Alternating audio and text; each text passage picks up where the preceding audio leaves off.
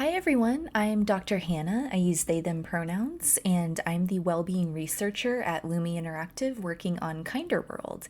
And today I'll be talking about toxic positivity in emotional well-being games. So, over the past several months, I've been researching this topic for an article that I published in the Digital Thriving Playbook from the Thriving in Games group. This is an organization dedicated to creating more inclusive and safe gaming experiences. The Digital Thriving Playbook is this comprehensive online guide for designing these digital spaces that are safe, enjoyable, and beneficial to our well being. My article in this playbook is titled Toxic Positivity and How to Avoid It in Games for Emotional Well Being. Now, the article itself is primarily aimed at other game developers, but we wanted to share some of the insights here with our player community. This is part of how we at Lumi Interactive hold ourselves accountable as a company to ensure that Kinder World is free of toxic positivity for our players. You'll find a link to the full article in the video description below, and today I'll be giving a brief summary of its main points. But first, here's a bit more information about me in case you're meeting me for the first time. Again, I am Dr. Hannah. My PhD is in cultural geography, where I mainly studied how media can impact our understanding of the world around us, as well as the impacts that media can have on how we develop and use empathy and compassion. So, throughout this research, I gained a ton of exposure to the field of psychology, especially in the area of emotions and how they are influenced by our media consumption.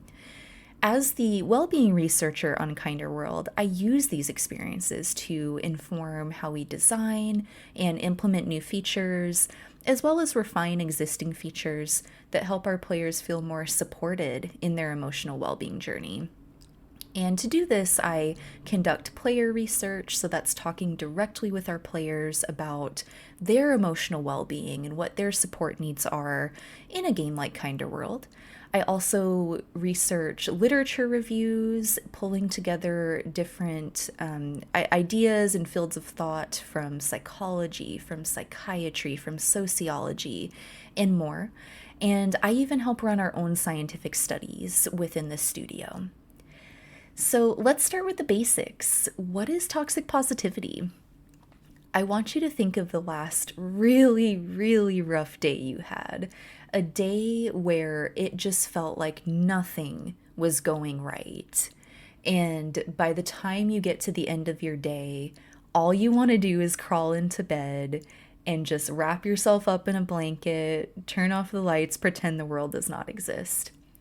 Now, I want you to imagine that in that moment, you're at your wit's end, it's the end of the day, a friend or family member tells you to just think positive or to cheer up. How would that make you feel in that moment? For many of us, these phrases can feel very frustrating or dismissive because they minimize the painful emotions that we're experiencing in that moment. Toxic positivity is the idea that we should always be happy and think positively no matter how stressful, harsh, or upsetting our internal or external circumstances may be.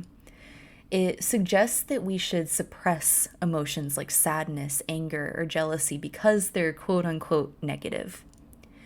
This mindset can be very harmful, especially during times where we're struggling, when these emotions are just a natural response to difficult situations. Here's some common examples of toxic positivity. Cheer up, other people have it worse than you. Just smile and everything will be okay. It could always be worse. Hearing these phrases, especially when we're seeking validation and acceptance in those rough moments, can really harm our emotional well-being. It's important right now to clarify that things like optimism and gratitude and hope aren't inherently bad. They're quite good, but they can be harmful if they're forced on us or if we feel like we're not allowed to express all of our emotions, including the more painful ones like anger, jealousy, sadness. Feeling hopeful or optimistic or grateful should be a choice, not an obligation. We've also heard people, in response to the idea of toxic positivity, say, well, you can't get mad at people for just trying to help you feel better. There's nothing toxic about that. And the important thing we want to clarify is that there is a difference between impact versus intent. Someone may not intend to minimize your emotions or use toxic positivity when they say phrases like, it could always be worse. Their intention might be just to help you feel better, or just to help you have perspective on your place in the world versus other people's place in the world. But the impact that it can have on us can be as though that they did intend to harm us. Again, so impact versus intent, there is a difference between the two. And so even though somebody may not be trying to be toxic with their positivity, that can be the impact on our brains and our emotional well-being. Our world can be a scary, violent place, especially for communities that have been intentionally exploited and marginalized. So systems like capitalism and white supremacy shape how we navigate the world. And it influences our emotions, physical and mental health, and the access that we have to truly healing experiences. I'm going to give a brief overview of these two terms with the caveat that the full article itself, which again is going to be linked below, gives a much better definition. These are just going to be kind of short just to contextualize it for this particular video essay. So capitalism is an economic system that not all, but much of the world practices, where maximizing profits for a select few is prioritized. This is where we get terms like the ruling class, the working class, so on and so forth. This often results in people being judged based on their income, how much money do they make, their productivity, how productive are you, and their career status. Do you have a respected job? Do you have a good job? Or do you have a job that's maybe not respected? So on and so forth. This is language that comes with capitalism. White supremacy is this belief that we reject wholeheartedly, that white people are inherently superior, physically, mentally, spiritually, to other races, just by default of being white. And that they sort of represent the standard of what humanity should be. So both of these systems can profoundly impact our mental health in negative ways. They often make it harder for marginalized individuals to feel well or safe. Now, for some, toxic positivity may seem harmless or even helpful. It's helping people remember perspective, it's helping them gain hope. For others, that's not the case. For others, it can be a grim reminder of the systemic challenges they face that brought about those painful emotions in the first place. To speak to my own lived experiences, I am white, non-binary, bisexual, English-speaking, with an invisible disability. And I live in a socioeconomic bracket where my needs for housing, food, and healthcare are consistently met every month. While parts of my identity, such as being queer and disabled, can lead to discrimination in some places, my whiteness and financial stability means that I often navigate a world that was designed for people like me who look like me. And this gives me access to privileges that others don't have. So why does this matter?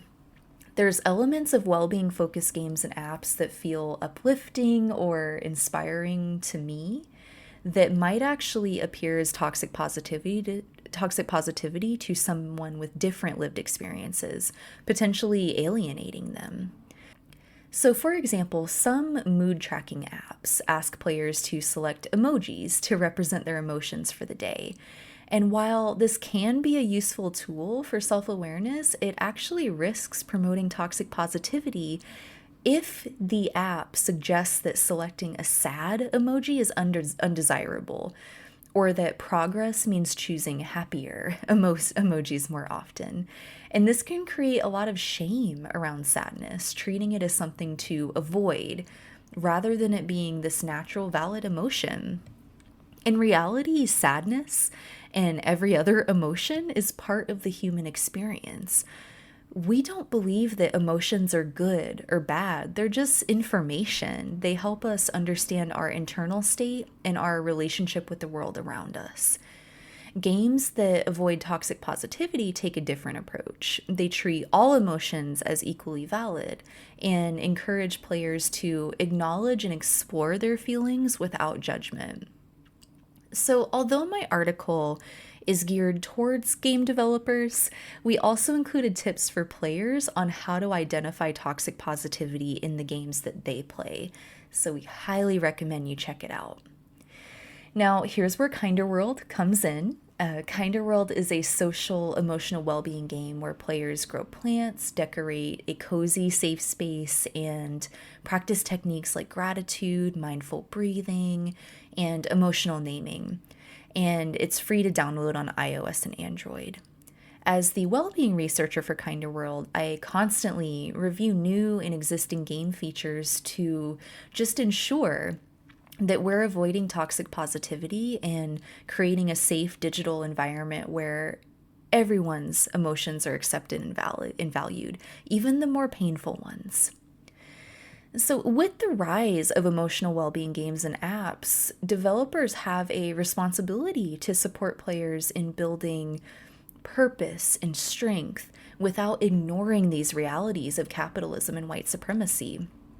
Together, I firmly believe that we can create a more compassionate, equitable world as these systems, again, such as capitalism and white supremacy, work overtime to make us unwell. And you can rest assured that we at Kinder World are always striving to build a place for our players that models what we want the world to look like, a kinder, more compassionate place for everyone. If this topic resonates with you, check out the full article linked below. And we'd love to hear from you in the comments. Have you ever experienced toxic positivity? How did it make you feel? Are there other emotional well-being topics you'd like us to explore in a video essay like this? That is all from me today. Dr. Hannah signing off. I am sending everybody care and compassion, and thank you so much for listening today.